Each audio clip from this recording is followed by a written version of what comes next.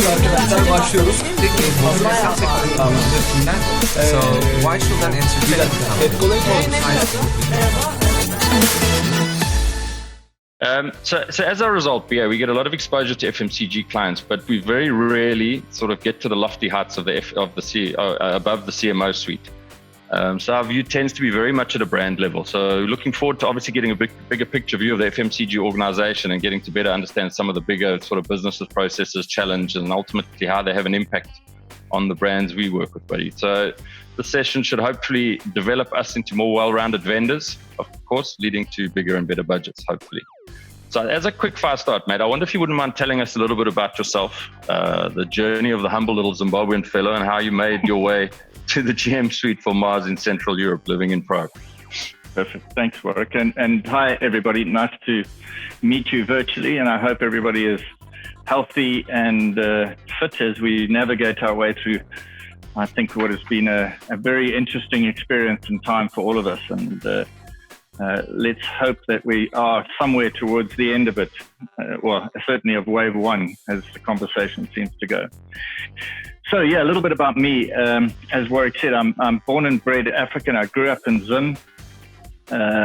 From a young boy, I finished my schooling in Zim. So my first sort of 18 years was in a little country, and then moved to South Africa to attend university, finish my university, and then really started my FMCG journey. So my first company I ever worked for was Unilever. I was on their grad program, joined the grad team, and spent 6 or 7 years in Unilever, working my way through various roles. Had roles in sales, in marketing, a little bit of sales operations, and then left Unilever, joined a multinational as other multinationals came into South Africa. I joined McCain Foods, which is a frozen manufacturer of French fries, worked in QSR as well as in retail, and then had a dart at doing my own business. So I had a confectionery company for a couple of years, and then was approached by Mars to join them. And I've been with Mars now for nearly 20 years. Started in marketing, was a marketing manager for Mars, and then worked in different roles in sales, and then into sales director before starting my international career with Mars. I moved to the Middle East and did 10 years in the Middle East with Mars in 3 different roles. I joined the confectionery business as it was then, and headed up our non-chocolate business, so pet food, ice cream, cakes, drinks, the huge portfolio that we have in the Middle East. I then joined the Wrigley business. We had acquired Wrigley in the interim. I ran a Wrigley business out of Middle East, looking after Middle East and Africa, and then I did some global project work for about 18 months before taking on a new assignment. I moved back to South Africa to consolidate our businesses in South Africa. We were running 4 independent businesses. We consolidated them into one multi-sales organization. I did that for a couple of years before moving on to the current assignment, which is looking after Central Europe for multi-sales. So it's very much an FMCG career across multiple countries. In fact, even when I was based out of the Middle East, I did a couple of projects in the US. This was the first time I've ever worked in Europe, so I chose this as an opportunity because I wanted to take a new, challenging stretch assignment in an environment which I'd never worked in. And so Europe was a great opportunity for me, and we'll see where it goes. As I said, 20 years in Mars. It's a private family business, as many of you may know, but it's still a very exciting organization with their own set of challenges, being private, which we'll probably talk about a little later if you're interested to hear. But a great organization, and one that I'm extremely proud to be part of, and have enjoyed the sort of journey over the last 20 years. So that's a little bit about me. I'm married. I have 2 beautiful daughters, both of them in Australia at university. And my wife and I are currently based in Czech Republic, loving Europe, which we thought would be a really exciting opportunity to travel. And now we're in lockdown. So we're traveling Prague and the nearest bars in the area. That's our extent of travel for 2020 by the look of things. But that's a little bit of an overview about who I am and how I've got to where I am. But I mean, we're obviously an ad vendor, so I guess we spend a lot of our time with your ad agencies, and the guys in the room that are really good have probably relationships with your marketing teams. But very few of us venture, as we said, out of that, the lofty heights of the GM. So give us a little bit of a look behind the curtain. It'd be good to understand the top line role of a general manager in a multinational business. What exactly is your day-to-day function, and potentially how it shifted a little bit. Yeah, look, I think. First of all, I mean, I talk a lot about us being a private business, which we are, and we will, we will always be the private business that we are. That said, we still operate through the lens of big multinationals. So, the role of a GM is kind of threefold. So the first thing is about our people. So we have an enormously over-indexed focus on talent and capability. So we spend a lot of time developing and managing and mentoring our talent. So I'd say that's a big pillar of ours. The second piece is all around strategy and the combination of strategic insights, long-term planning and short-term performance. So we don't want to be over-indexed in terms of strategic thinking. I mean, it's not what we do is not rocket scientists. So we produce great products, we put them on the shelves, and we want to be ahead of our competitors. So we focus a lot on short-term business results as well as long-term strategy. And then the third piece would be around how do we influence the outside world? How do we make sure that we do right by our environment, that we do right by our communities, and continue to live we have a set of 5 principles which are sort of the basis of all of our business, and we make sure that we are doing the right thing through those principles, but also driving the right corporate reputation. I think we've realized as a private business that if we don't tell our story, somebody else will tell it for us. And for a company that has been very private for a long time, we do need to play a role in the outside world more openly. So one of the jobs of ours as GMs is that we connect with communities, we connect with outside stakeholders, and make sure that we are sharing what Mars does and our role in communities and our role in countries, etc., etc. So those would be the sort of 3 big pillars, Warrick, I guess. Nice. Swing it down into our area of expertise or influence, though. So your role as GM and the impact you have on the marketing team. Roles, responsibilities, how much of it is oversight versus actually directly involved? And, what do you guys do from a brand strategy, assessing new markets, looking at vendors, et cetera, et cetera, et cetera? And I guess I'll build on that to say then, what's the role you get out of your agency and how does that impact you? Or is that something you leave pretty much in your marketing suite? So if, answer the first question, I think our business and our roles have evolved over time. When I first joined my first GM job, I had factories reporting into me. I had the full suite of R&D, everybody reporting into me. We've evolved over time, and that as we've expanded both our portfolio, either through acquisition or through sort of organic growth, we've also realized that we need to put experts in expert fields. So, my experience and understanding of production and manufacturing was based on my learnings, but of course we have great engineers and great factory directors that do that. So the role of GMs is moving slightly to more of a demand side of the curve. So we spend more and more time focusing on sales and marketing and the front end of our business, and leave the manufacturing up to our colleagues, and then we draw off the factories around the world wherever you're sourcing from. So our involvement with marketing and the sort of customer is absolutely critical. So in that pillar of external that I spoke about earlier, customer and consumer are paramount for us. So how much time we spend in front of our customers and how much time we spend with our consumer-facing parts of our business, aka marketing, is absolutely critical for us. In terms of how we structure our organization, I mean, we have marketing directors in some businesses. So my business is a multi-segment business. So I had up until recently 2 marketing directors that were looking after the portfolio. We've consolidated that and put another layer in, a layer below, so we can expand our growth for our talent, or if you're in what we would call a blueprint market, which is a market which focuses either on a specific segment, as opposed to looking after all the segments.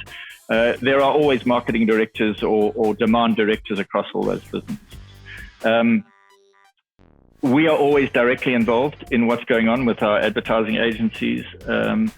We use big corporate agencies. We're a global business, so we drive scale through identifying a few key big partners to work with.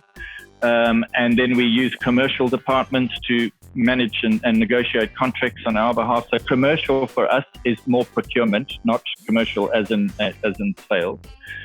So what we would call commercial would be procurement.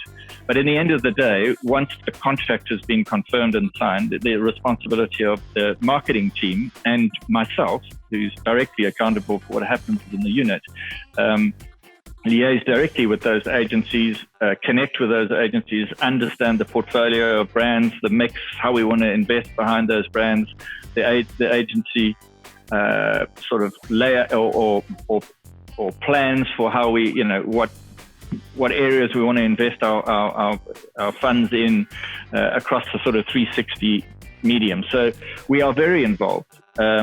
And at the same time, I have a lot of faith and belief that my marketing director is a highly competent, highly trained expert at what he does. So I depend on him and his team to manage the day-to-day running of those operations. So I wouldn't get involved on a daily basis, whether we're doing an advertisement on television or whether we're going through the line, on the line, in store, whatever the case may be.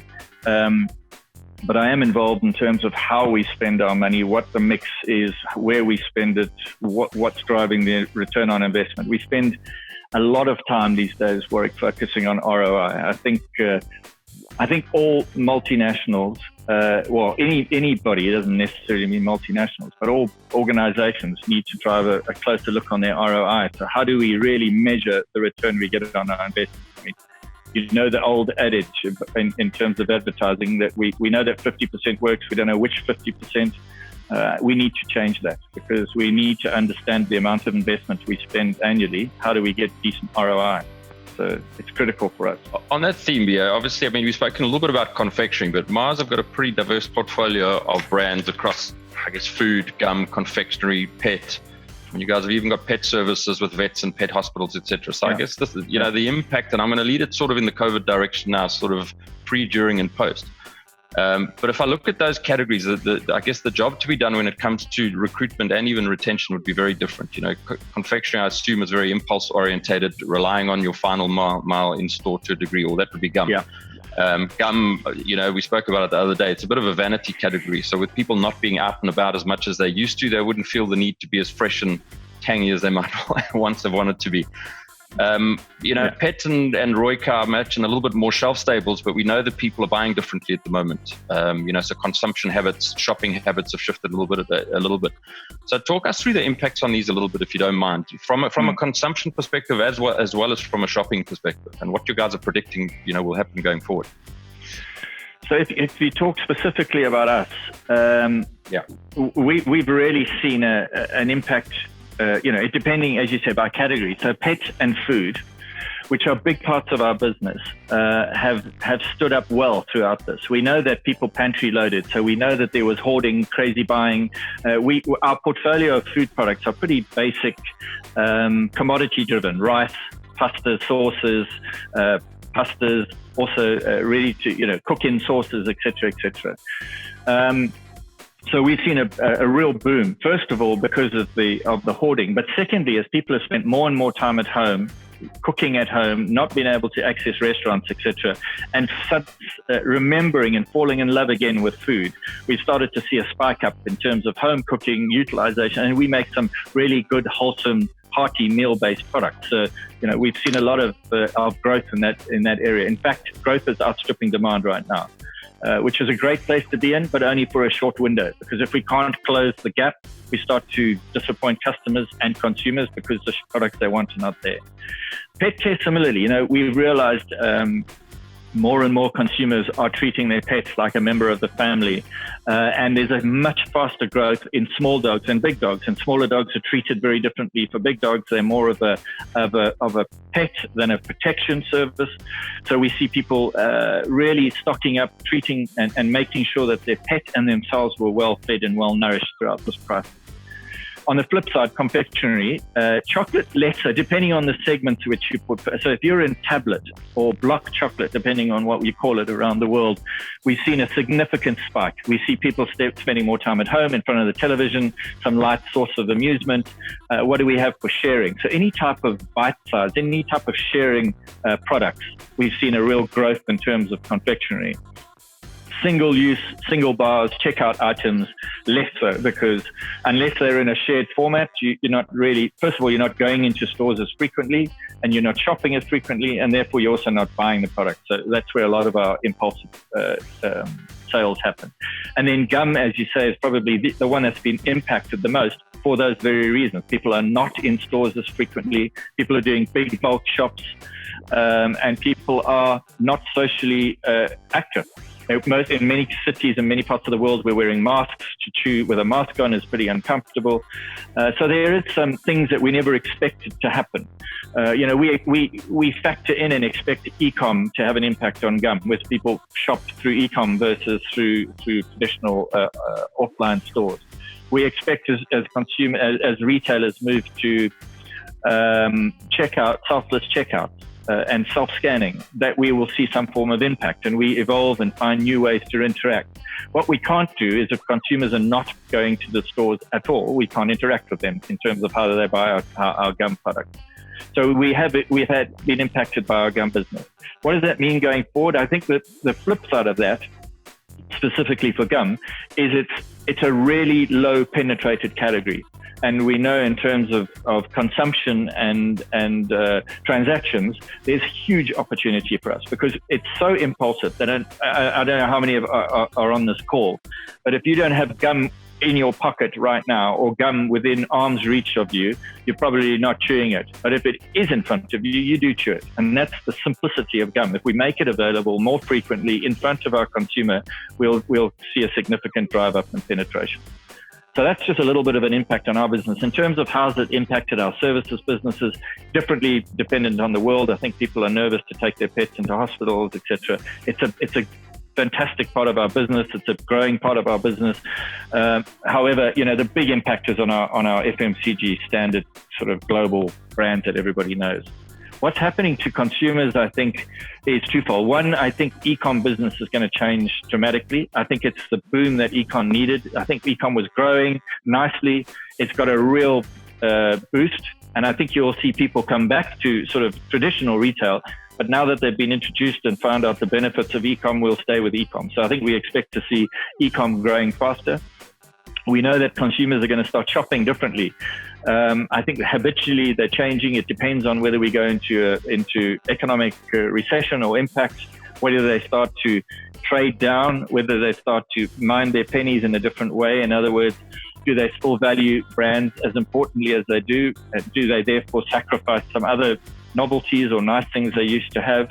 I think, cinemas, big events will have, if, for example, where we have an ice cream business and we sell a significant amount of ice cream around external events, big summertime events, I think our ice cream business will, or any ice cream business for that matter, will be under a bit of pressure in the months to come and probably the years to come. That said, if you've got a tub business, if you've got a take-home offering, you'll see ice cream be offset in different channels and in different ways. So we're seeing a lot of different early signs of change, Warrick. I think what we do imagine, though, is what pre-COVID looks like and what post-COVID looks like. We expect to see significant change in certain areas. That shift to e-com is obviously that's not necessarily a train smash for any of your shelf staple products, but when it comes to your impulse buys, I think it's obviously a bigger issue.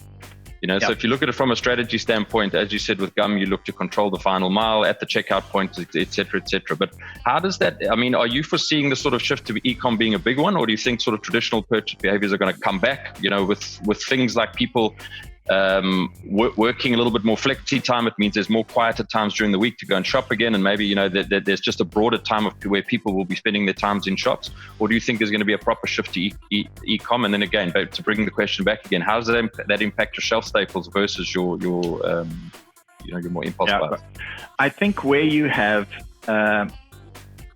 I think we'll see where people have found the benefit of shopping on e-com. But so there'll be people who are early adopters and have been in e-com shopping for ages. I'm talking grocery e-com shopping versus the sort of broader context.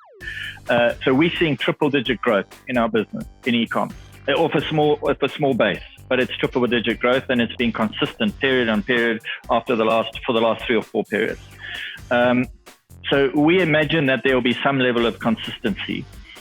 Because I think once you get used to the habit, I think it's always about, not wanting to do it, then finding out it works efficiently, the products are delivered. We've got some e-com platforms here that can deliver in sort of 2 hours, versus some of the old traditional e-coms and modern retailers that we're trying to dabble in the e-com channel are taking 10 days to meet the needs of the consumer. So that's never going to work, right? Because we know that the retail environment is saturated. So in many countries, and if I think about across your universe, there's probably a store within 5 minutes of pretty much everybody who's on this call, unless you're based in some really rural town or rural city. But any major cities have too many retailers in all shapes and forms, from modern trade discounters, small mom and pop color type stores. There's a huge portfolio of stores. There's no shortage of stores. So e-com business has to be sharp. They have to offer something different if you're going to break through and make them successful. And I think what they offer is they offer convenience, they offer portfolio, they offer range, they offer. They don't offer price usually in some of these food retailers. I think they're competitive. They're not necessarily cheaper until the sort of big discount retailers of Europe, of Aldi, Lidl, these guys get into e-com in a big way, and they're continually looking that path. So I think for modern staples, I think there will be a bias. People will shop. They'll still do, we still know people do top-up shopping, and therefore they will. I think chocolate and confectionery sides, our gum business, we have to find a way to crack e-com, because unless you have different differentiated offerings, different packaging, different product biases, you're not going to attract the consumers with the same portfolio that we sell in a modern trade supermarket or a small mom and pop. We'll have to do some packaging, end-of-line changes. We'll have to offer something different and unique. And of course, what we do know with e-com is that virtual checkout, you can pretty much put anything there. So I was talking to our e-com guys the other day, and when we were saying, will you put gum there like you have in a retailer? He said, but that's important to you. It's not important to us. What's important to us is the consumer has the choice of what have I forgotten. It could be a bottle of mouthwash, as much as it could be battery charging cables, or it could be a slab of beer. These things are all things you would never see at a checkout retailer. But for the e-com retailer, they can pretty much create a virtual store any place of the store. So it's a challenge for us, and one that we'll have to find a way to crack. Of course, we also believe consumers will start returning to supermarkets. We know we love to shop, we love to browse. For many people, that's a source of entertainment. So, how do we bring the store to life? How do we bring excitement back into the category? Points of interruption have to pop if we want our consumers to consider buying online and offline. So, I did want to chat to you just quickly in closing about culture, Beer. And I think you mentioned it before that Mars are in a pretty unique position of still being 100% family owned and run business, which is super unique out there. So, yeah, look, in terms of this business, and I'll caveat my next couple of minutes on one thing. I've worked for this business for 20 years. And I drink from the fountain that is Mars Incorporated. So I'll be unabashed that I'm a big Mars fan, and I've worked here for a long time, and I am the benefactor of working for a company for a while. My personal growth and my professional development as a lot of it has come from Mars' investment in me. So I'm very proud to work for this business, and I'm not afraid to say that this is a fantastic business to work for. And a lot of that benefit is that it is a family private business. So we're over 100 years old, 6th generation family members. However, we're a business that is run by a family. We're not, a lot of people call you a family business and think things are, it's still a tough business. As I said earlier, we're still held and measured against global corporate metrics. We live like any other listed company. We just have a slight benefit that we're private, and sometimes that private has benefits. Of course, it has some challenges as well. The one thing that is, in my opinion, and as I said to you in my intro, I've worked for 2 or 3 multinationals and Mars. And so I have some form of comparison. I'm not just basing this on a cradle to grave work strategy in one company. But the one thing that is different is that we have the one thing that has been consistent, maybe not different. The one thing that's been consistent in 20 years is the sort of premise that this business is built on. And the founding fathers, literally, started this by putting in the early 40s. We put in place what is today the 5 principles, which is basically what we would call the culture of our business. Often people ask you, what is the culture of Mars? And how does it differ being a family business? Well, the difference is that we don't have to answer to any shareholders, which is pretty decent. And it's specifically in times like this when the economy is going up or down, the family decide how much they want to invest in this business or not. We don't have to go to the market and borrow money or anything like that. I think we're very self-sustainable, which is fortunate. We're not being decided upon by some speculated stockbroking and analytics sitting in a room deciding on your future. So that's positive. But we have these 5 principles which have been the foundation of this organization. And really, all decisions we make, we're encouraged to see it through the lens of what we call the 5 Ps. So it sounds a little bit culty. It is a little bit culty, to be honest. After 6 generations of family driving the same message, you tend to buy into the whole premise, and it works, right? So in our opinion, for example, when we so the 5 principles are quality, mutuality, efficiency, freedom, and responsibility. I may have said that's one, but whatever this one is, and they represent they each represent something specific for us in terms of. So what does that mean for us during COVID? I think the first position is when COVID struck and the family decided. When I say the family doesn't run the business. We have a board of directors that run the business on a day-to-day basis. The family is involved in big acquisitions or various elements. However, there's always a family member that is consulted in decisions that they are taking. For example, in COVID, the family are very, very active.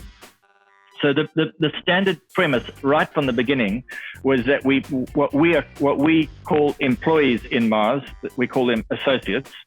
So associate safety was the number 1 priority for Mars Incorporated, and it second was our role in not spreading the virus. In other words, stay at home, follow government process, do what's asked of you, and don't be a cause of the virus. And the third one was business continuity. And I think in its own right, that sent a very clear message really early on to all of our associates that we place you priority. So, what does that mean? It means that we know we will go through some tough financial times based on the headwinds caused by COVID, that we will not put our associates at risk. So I think in March, we already guaranteed that we would commit to 100% salary coverage to the end of June. Come the end of June, we'll make our next assessment on what we want to do. We have chosen not to lay off a single associate or contractor throughout this period. We had various global initiatives in terms of reorganizations. You know, a business of our size, we're continually looking at the shape of our organization and what's the right shape to service the strategy.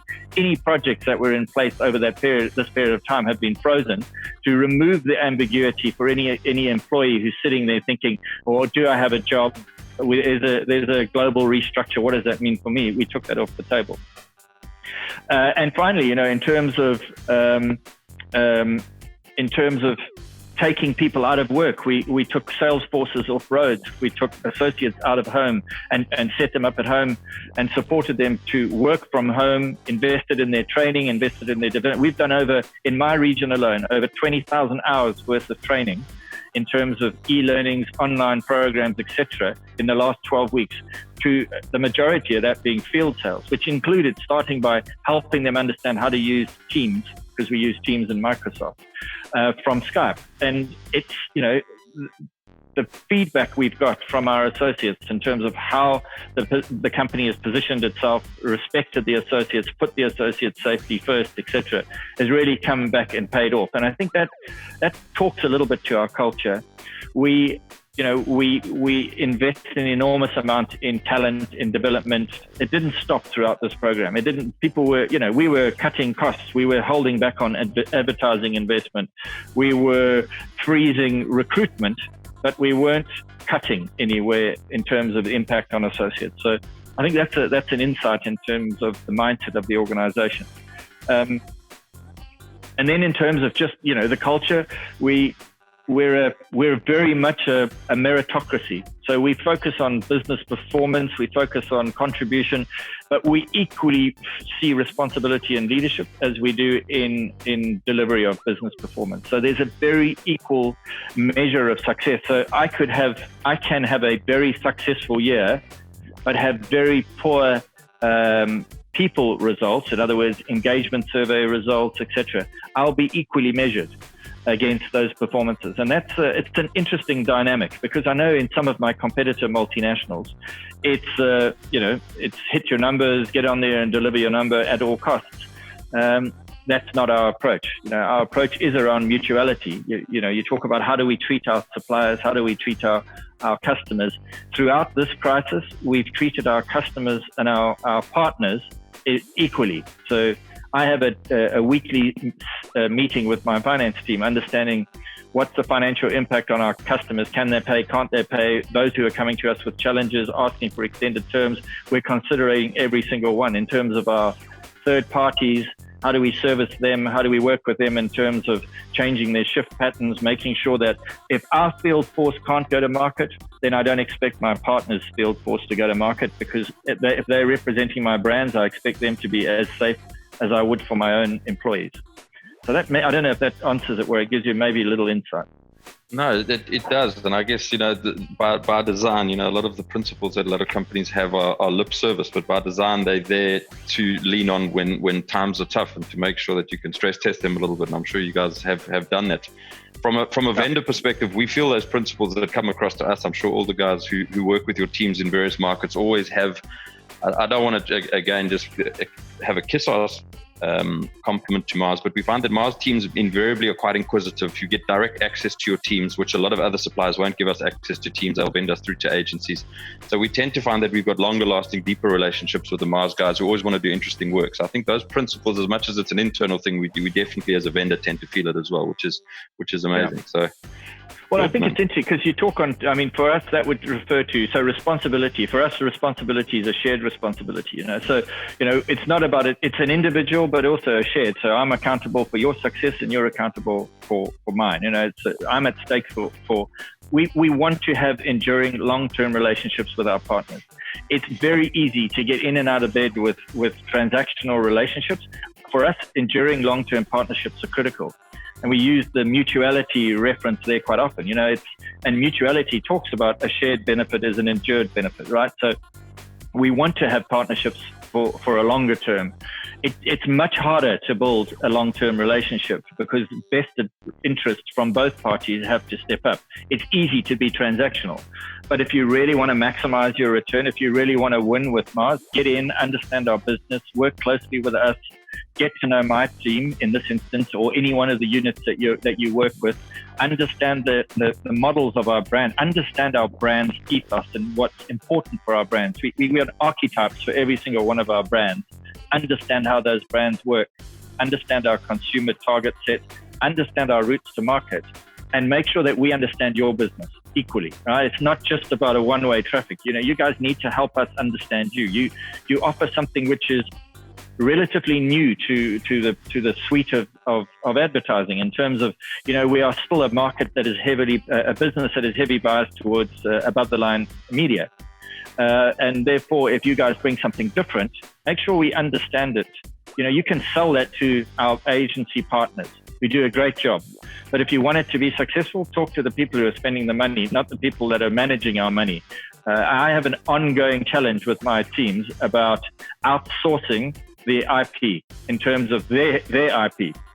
I don't expect, if I have a high quality brand manager, that he gives all the thinking to the agency, and because then I don't really need them. So that's why it's so important for you to get to know our teams, get in, spend some time, and there will be resistance, guys. Here's the reality. We're a big global corporation. We've got big partners.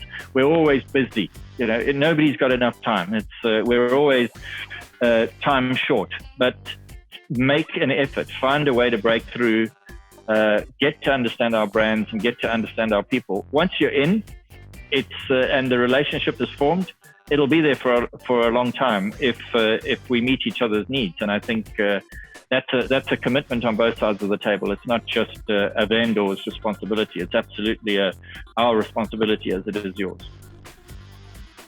Right, that's a great piece of advice, and I think it breaks down a little bit of a barrier of perception, because a lot of guys, it can be a bit challenging at times, but I think that sort of incentive and initiative is perfect piece of advice. I think that's probably, I'm very aware of your time. We probably run over slightly, mate, but I think sessions like this go a long way to doing exactly what you said, helping us to understand your organization from the guts to the flesh, some of the challenges that you might have, and again, all in the spirit of upskilling our teams to make sure we can be a better longer term partner. So this will really reinforce the relationships we've got with your teams on the ground. And I'm really super grateful for your time, buddy. I look forward to flight risks and walls breaking down so we can have a glass of wine in the flesh again. But until then, we'll have to make do with Zoom. But again, thanks a mil, mate. Time is super invaluable to us. Pleasure. Nice meeting everybody. And honestly, go out there, meet your Mars colleagues around the world, because you're all placed in places where we have Mars businesses. And I can promise you, it won't happen the first time. So persevere, and it'll pay off. Put something on the table that you think adds value. And the other thing, by the way, just one last insight, Warrick. We love, so as a GM, we love stealing with pride. We love to find out what's worked in other markets and replicate it in our own markets. Sometimes our brand teams and marketing teams like to invent things new. So, I think it's a combination of the two. But the point that I'm making is that get to talk to the senior leaders, put on the table examples of where it's worked in other markets, because we do it all the time. So if you have a successful story, share it with that market. That market will always validate it with the other. We are extremely well connected. The one thing about the senior leaders in Mars, there's only 200 of me around the world, probably not even. So we know each other, we talk to each other, and for the most part, I would know 75% of the GMs around the world. So we do connect, we do talk, and if there is an opportunity that's worked, share that story, get it backed up, and you'll find that builds your traction as well. That's another quick way in, by sharing other stories that have worked and stories that haven't worked. I think we love to jump on the back of great success stories, bring the stories that haven't worked to the table and say, right, we've tried this in market X, it didn't work, so let's try something else. So keep pushing. If you want to knock a door down, you have to lean on it. So give it your best. And if you need help, speak to Warrick. And if you need me to help unlock something for you, if I can, I'll put a word in your direction. Absolute legend, mate. Thanks so much for your time, buddy. Appreciate it. All right. Thanks, guys. Great meeting. Chat soon, everybody. Have a great meeting. Take care, guys. See you. Bye. Thank you. Evet arkadaşlar, başlıyoruz. So why should that answer? AdColony